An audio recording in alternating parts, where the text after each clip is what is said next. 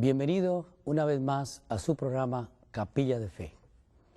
Mi nombre es Carlos Pinto, vengo de la conferencia Kentucky, Tennessee, donde trabajo en las iglesias de Nalves y Springfield como pastor.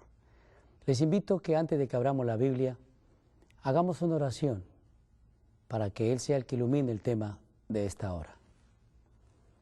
Querido Señor, sin ningún mérito venimos ante tu presencia, solo deseosos para que tú te dignes acompañarnos al trazar tu palabra. Gracias porque has dejado a través de la oración un medio para comunicarnos contigo y tener un contacto personal contigo. Te invitamos a que nos acompañes en este programa Capilla de Fe. Permite que nuestros televidentes en esta hora también sean bendecidos en sus necesidades. En el nombre de Jesús. Amén. Los discípulos seguían a Jesús muy de cerca. Cada uno de ellos en particular seguían a Jesús de acuerdo a su manera, como hoy día. Cada quien sigue a Jesús y el Señor respeta en cierta manera las culturas, los deseos humanos y sus anhelos. Entre los discípulos había diversidad de pensamiento, había diversidad de cultura y de costumbres. Unos eran de clase noble, como Mateo, como Leví. Otros eran de clase media. Otros eran realmente muy humildes, hombres pescadores y letrados, como Pedro, Juan y Andrés. Pero a todos ellos el Señor logró reunirlos con un solo propósito. En sus enseñanzas el Señor tuvo que esforzarse para poder, humanamente hablando, poder diseñar para cada uno de ellos el modelo que Él quería de cada uno de sus discípulos. La cultura a veces es una barrera para entender el plan de salvación. Sin embargo, un principio importante que debemos aprender, queridos amigos, es que el Señor respeta las culturas. Es un Jesús de puertas abiertas, que no importa la cultura que usted pertenezca, no importa su manera como usted adora, sin embargo, en ser un gran principio universal de amarle y seguirle. Los discípulos, había variedad de ellos, pero hay uno de ellos que realmente en forma personal ha llenado mi corazón y es uno de mis favoritos discípulos. Todos son importantes, pero este en especial, porque este discípulo fue uno de los que aprendió a buena hora que debía estar muy cerca de Jesús. Los demás discípulos se preocupaban por las cosas de Jesús, en seguirle, atenderle. Pedro era muy atento para atender a Jesús en su alimentación, en su hospedaje. Judas también, como buen financista, estaba pendiente de las necesidades de Jesús. Y cada uno de ellos, pero en cambio hay uno de ellos que sobresale por la manera como llegó a entender. Y era el más joven, el más joven. Saben, a veces los adultos piensan que los jóvenes no están atentos a las cosas de Dios. Pero en este caso, entre los 12 discípulos hay uno que sobresale y era el más joven. Me refiero a Juan. Fue, dice la inspiración, que de todos, en primer lugar, fue el que llegó con más problemas de carácter, de temperamento a Jesús. Los demás eran adultos, habían ya formado, habían madurado, pero este joven era muy inquieto, pero a la vez tenía un corazón muy tierno. Entendió a buena hora que la única manera de cambiar su vida era acercándose y aprendiendo de Jesús. Era tan terrible el carácter de Juan que Jesús, cuando lo encontró por primera vez junto con su hermano, dijo: he aquí los hijos del trueno. ¿Se imaginan un calificativo de esos? Una bienvenida del maestro. Era que no eran hombres fáciles, eran hombres de lucha, hombres de barco, hombres pescadores. Y ese trabajo tan fuerte que a veces el mar les exigía sacrificio y esfuerzo para conseguir su sustento, entonces les hacía también fuertes en la vida cotidiana. Eran hombres que no se les podía contradecir nada, los hijos del trueno. Pero Juan entendió que acercándose a Jesús podía llegarle. Es más, Juan llegó a conocer a Jesús tan personalmente, llegó a amarle. Juan sobresale a los demás, fue el único que estuvo hasta la muerte de Jesús, en el juicio. Realmente era un discípulo muy, muy importante. Hablar de Juan es maravilloso, no tanto por él así, sino porque él permitió que Jesús lo permeara, que Jesús entrara en su corazón y lo transformara. De este discípulo vamos a hablar uno de los episodios más asombrosos. Juan se puso a contemplarlo de cerca, se dio cuenta de los milagros que Jesús hacía, cómo abrazaba a los niños, los acariciaba, era tierno, pero también mostraba serenidad y fortaleza cuando había que mostrarla. Juan se dio cuenta que Jesús realmente era un hombre extraordinario, tenía un carisma impresionante, andaba con los enfermos, con los pecadores. El que estaba triste encontraba consuelo en la presencia de Jesús. Y día a día Juan admiraba el carácter y la vida de ese Jesús. Por eso decidió a buena hora no apartarse de su maestro.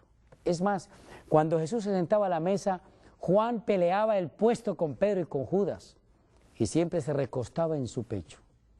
Y una inspiración dice que Juan quería, como las flores en la mañana, las flores reciben el rocío en la mañana para estar fuertes en el día, así Juan quería de cada palabra de Jesús como un rocío para su vida y embebía como la flor, succionaba, chupaba cada palabra que Jesús decía, cada frase, cada conducta, Juan la quería imitar. Hasta los discípulos ya sentían envidia de Juan, de la manera como él se comportaba. Por eso, pero entonces la gran pregunta del millón era, ¿en dónde está el poder de Jesús? ¿Por qué Jesús hace lo que hace? Hasta un día sin comer, predica, fortalecido, pareciera que no sintiera cansancio. Después de una larga jornada, entonces se pone a predicarle a la gente. ¿Y cómo lo hace? Con gran maestría, con palabras muy sencillas de la naturaleza, de los animales, de las plantas. Asemejaba el reino de Dios. Jesús no era un predicador complicado. Jesús era el gran teólogo en sabiduría, pero presentaba la palabra de una manera tan sencilla, sin complicaciones, que los niños disfrutaban, los jóvenes gozaban, los adultos también disfrutaban de los temas de ese Jesús. Así que Juan llegó a la conclusión, ¿dónde está el secreto? ¿Dónde radica el poder de Jesús? Tiene que haber algo. Así que se dedicó a contemplar a Jesús. ¿Cuántas horas dormía? ¿Qué comía? ¿Por qué era que él encontraba ese poder? Pero ¿saben? Descubrió Juan que no era tanto lo que vestía ni que comía. Es cierto que eso era importante, era como un resultado, pero había algo más que eso. Y entonces Juan decidió seguirle cada paso a Jesús. Y por eso encontramos el siguiente relato en el libro de San Lucas, capítulo 11, que también lo relata San Mateo, el capítulo 6. Pero miren lo que dice la Escritura, el capítulo 11. Aconteció, de San Lucas, capítulo 11, aconteció que estaba Jesús orando en un lugar. Y cuando terminó, uno de sus discípulos le dijo, Señor, enséñanos a orar, como también Juan enseñó a sus discípulos. Cortito este texto. Señor, enséñanos a orar. ¿Cómo? Una pregunta de un discípulo, de un judío. Lo primero que le enseñan a un niño judío es a orar.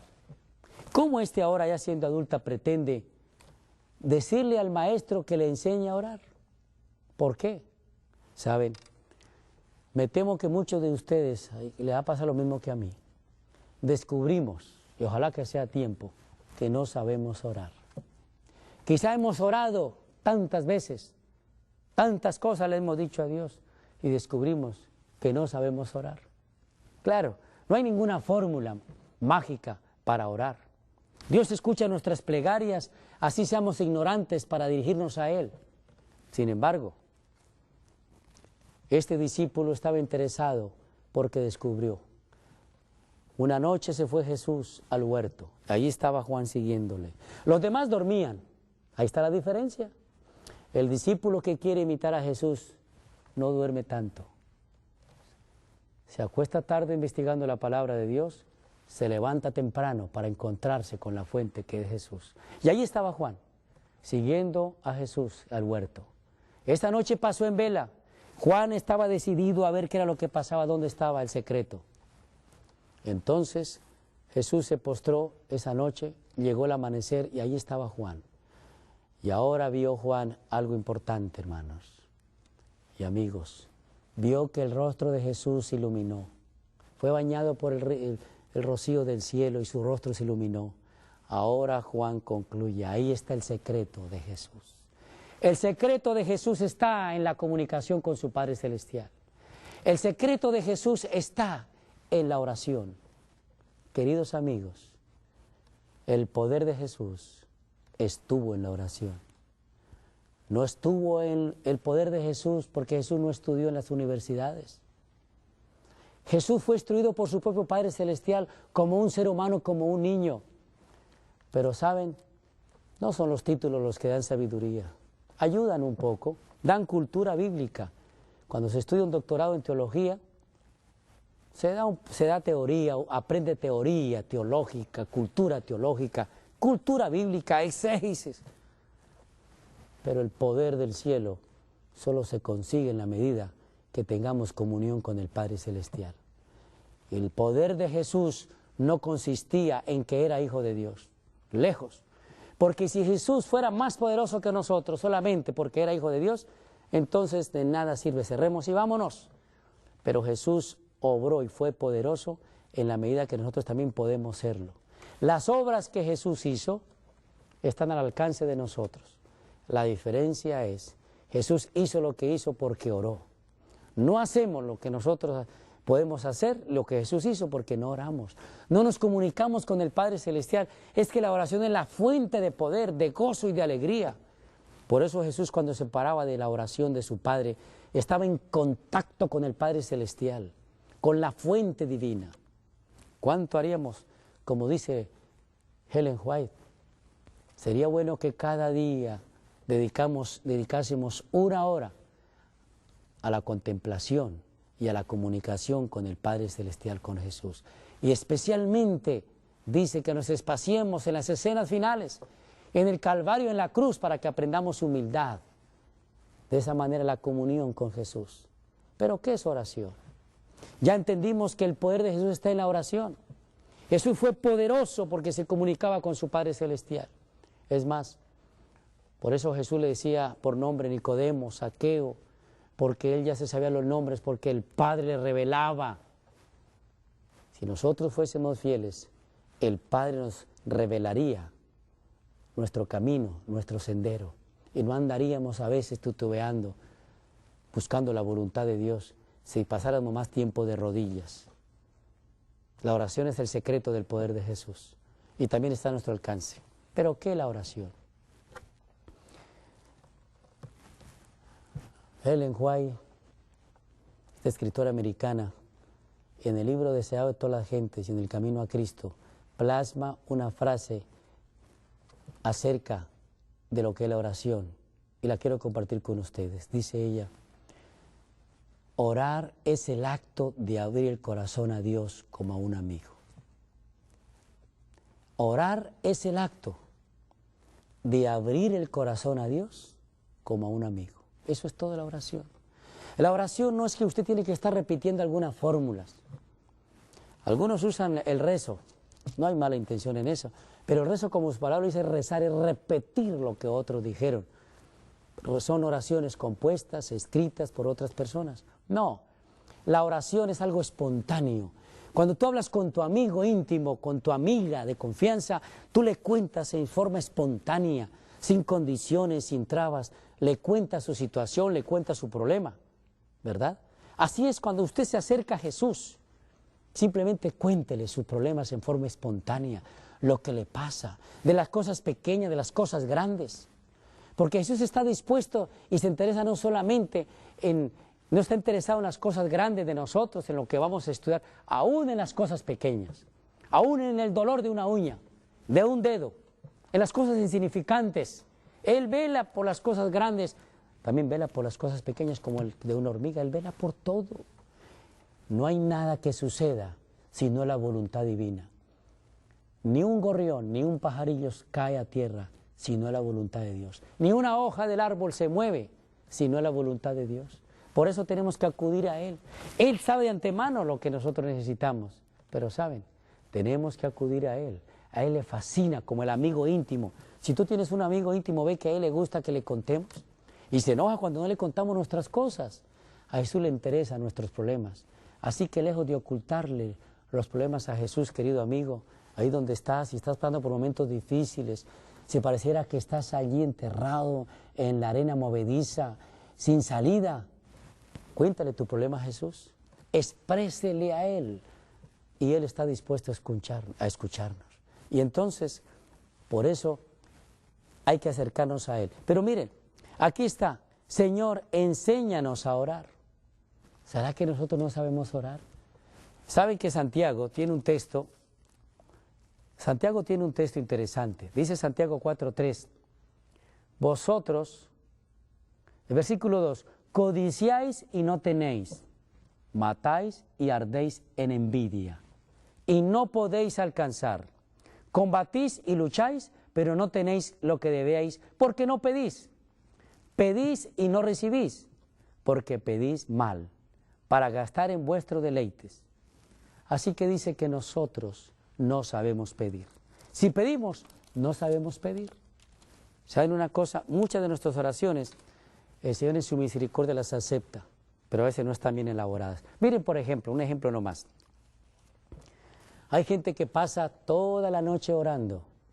No está malo orar toda la noche, hay que hacerlo. Yo lo he hecho y hay que madrugar a orar. Pero el propósito de orar es lo que ve la diferencia. Hay personas que pasan toda la noche orando tratando de cambiar el corazón de Dios. Y Dios no necesita cambiar su corazón. Es un Dios de amor, de bondad. ¿A qué padre, usted que es padre, si es padre, o usted que es hijo, ha entendido a su papá? Yo entendí a Dios hasta que fui padre. Antes de ser padre no entendía a Dios. Ahora sí entiendo a mi Dios. Porque si yo trato a mis hijos como trato a mis hijos, si Dios nos trata a nosotros, qué Dios de amor. ¿Saben? Entonces, pasamos la noche orando que Señor, cambia por favor, apiádate de mí, como si Dios fuera un Dios duro y fuerte que tuviéramos que ablandar su corazón. No, usted pase la noche orando no para ablandar el corazón de Dios, sino para ablandar tu corazón. El corazón que debe cambiar es el tuyo y no el de Dios, porque Dios no cambia, dice Santiago. Dios es maravilla, Dios no necesita cambiar y Dios es todo amor, pero a veces es así. Otra oración, por ejemplo, hay personas que oran diciendo, Señor, cuida a tu iglesia, ten misericordia de tu iglesia, no la dejes caer. ¿Cómo se te ocurre si la iglesia es la esposa de Cristo? Yo no sé cuál de esposo descuida a su esposa. Bueno, hay malos esposos, pero por eso esas oraciones son de buena intención, ¿no? Pero el Señor se ríe de nuestras oraciones diría yo, tan infantiles. El Señor cuida a su iglesia, usted duerma tranquilo, que el Señor cuida a su iglesia y nunca la va a abandonar. Algunos andan trasnochándose por la iglesia y desvelándose por la iglesia, que va a caer, que se va a contaminar, que se va a volver Babilonia. No, la iglesia es el cuerpo de Cristo y Cristo es su cabeza. Por lo tanto, usted duerma tranquilo, preocúpese por su vida espiritual, por sus semejantes, pero deje que el Señor cuide a su iglesia. Otra oración, por ejemplo, ¿saben? Pedrito escuchaba a su padre que decía, Señor, ahí Pedrito acerca a él, recuerda del hermano Jacinto que no tiene pan, no tiene comida, no tiene vestido ni corbata para ir a la iglesia, apiádate del hermano Jacinto. Y Pedrito escuchaba esa oración todo el tiempo, meses. Y un día Pedrito le dice, mira papá, cuando él empezó su oración, Señor, dale una corbata a Jacinto, dale un vestido a Jacinto, dale un pan a Jacinto. Le dice, papá, no me interrumpa. Dice, mira papá, ¿no cree que ya es hora que contestemos esa oración? Vamos al supermercado y le compramos la corbata y el pan y el vestido al hermano Jacinto. ¿Entienden la lección? A veces oramos nosotros sin saber lo que estamos orando. Hay oraciones que nosotros mismos tenemos que contestar. Por eso es importante saber a orar. Dice, Señor, enséñanos a orar. Y yo quisiera que en esta hora usted entendiera que necesitamos aprender a orar. Y Dios escucha nuestras plegarias. En nuestras necesidades. ¿Sabe? Con mi esposa, recién casados, teníamos unas discusiones de esposos. Yo le decía a ella que el Señor se preocupa de las cosas sencillas, hasta de una gripa, de una fiebre. Ella decía, no, para la fiebre, para eso están los analgésicos y las medicinas y las gripas, los limones y los remedios naturales. Y bueno, eso está bien, pero si tú no oras por ese remedio natural, no funciona. Así que el Señor se preocupa por las cosas grandes, pero también por las cosas pequeñas. No, Él se preocupa por las cosas grandes, pero saben, una noche recibimos una gran lección. Los pastores también tenemos que orar por las necesidades. Algunos piensan que el pastor no tiene que orar. Los pastores también sufrimos necesidades materiales. Tenemos un salario que llena nuestras expectativas. No me estoy quejando de mi salario, pero también hay momentos difíciles. Hay momentos que se acaba también en el refrigerador las cosas. En la nevera a veces no hay nada que tomar. En tiempo de verano, en la casa del pastor. También hay que ejercer la fe, porque también tenemos gastos, tenemos familia, tenemos hijos, también tenemos necesidades. Y saben, una noche llegué de una junta de iglesia allá en Bucaramanga, una ciudad grande, Sotomayor, la iglesia, y llegué de una junta, había sido una junta muy fuerte, no tanto porque los hermanos fueran difíciles, sino porque era una agenda muy larga, a muchas cosas que resolver. Y entonces le dije llegué a mi esposa, me senté en la mesa, mi esposa siempre me tenía la comida allí dispuesta, se sentaba al frente siempre a verme comer, le decía, ¿ya comiste? Decía, sí, a veces no, a veces me esperaba comer, pero saben, esa noche yo veía en su rostro algo, ya he aprendido a conocer a mi esposa, así que le dije, ¿te pasa algo, verdad? Me dice, no, todo está bien, come. Le digo, no, hasta que tú no me digas qué tienes, no voy a seguir comiendo. No, sigue, que no es nada. Le digo, no, veo en tu rostro algo y de pronto salió una lágrima. Eso, Así que puse a un lado la comida, le vas a contar qué es lo que pasa. Dijo, mira, yo no te quería molestar porque vienes de una junta, mañana tienes una larga día también, tienes que preparar el sermón para el sábado, y no quería molestarte, pero ya que tú me insistes, te voy a decir. Nosotros teníamos 3 niños pequeñitos. Y ustedes saben que los médicos han sido muy hábiles en manejar lo de las leches de cada semestre, para 6 meses, para 1 año, para 1 año y medio, para 2 años, a 5 años y si quiere 10 años también hay leche. Se han vuelto expertos en esto. Entonces me dice, mira, no tenemos leche, se ha acabado. Yo fui al refrigerador, a la nevera y estaba vacía. A veces mi esposa inventaba algunos teteros, algunas cosas para darle a los hijos. Yo vi la nevera y el refrigerador totalmente vacío. ¿Qué hacemos ahora? Bueno, yo tenía 2 opciones, ¿verdad? Podía llamar al tesorero de la iglesia, al tesorero de la conferencia, vivía cerca, era siempre muy amable, muy atento, y decirle, mira, estoy en aprieto, necesito un dinero, un adelanto. Para ese tiempo las tarjetas de crédito, los pastores no las teníamos. Llegaron después de un tiempo. Las tarjetas de crédito nos sacan de problemas, pero también nos meten en problemas, ¿no? Si no lo manejamos bien. Así que dije, bueno, mi amor, estas horas ya son las 10:30 de la noche, difícil. ¿Qué hacer? Así que le dije, mi amor, lo único es arrodillarnos, vamos a orar. Nos arrodillamos. Mi esposa se arrodilló como con cierta duda. Dice, pero papi, la solución está en tus manos. Hay otra manera de decirle, le dije, mi amor, el Señor se preocupa, y yo he predicado, que el Señor se preocupa de las cosas sencillas. Vamos a orar. Y mi oración más o menos fue, Señor, tú sabes, no tenemos leche para los niños. Cuando se despierten a las 3 de la mañana, 4 de la mañana, no van a tener qué comer. Y tú lo sabes, Señor. Acudo a tu promesa, Señor, que tú envíes de alguna manera la solución para que mis niños tengan que comer en la mañana. Y saben, terminé la oración. Mi esposa dijo que comiera, pero a mí se me atragantaba la comida. Pero sin embargo, después de la oración tenía confianza en que el Señor iba a mandar la solución. Estaba y dijo, mi amor, come. Entonces yo empecé a comer ya con más confianza. Y eran las 11:10, recuerdo mucho. Pasadas las 11 de la noche, sonó el timbre del apartamento. A esta hora, 11 de la noche. Era el ingeniero que vivía cerca de nosotros, el ingeniero Gómez. Me golpeó la puerta. Pastor, pasé por aquí, vi la luz prendida y por eso me atreví a entrar. A la orden. Dijo, no, mire, la señora, la dueña de los apartamentos, la que administra, la administradora de los apartamentos, me dijo que si podía darle, ¿cuánto hace eso? Hace unos 10 minutos o 15 minutos atrás, que si podía entregarle a usted estos 10,000 pesos, pero que no, ojalá no pasara de hoy. Era urgente. Pero para que eso no, dijo que ahí se los mandaba, que eran suyos. Así que, queridos amigos, yo casi temblaba en la mano recibiendo ese dinero. Mi esposa me abrazó y prometió nunca más ignorar a Dios en las cosas pequeñas.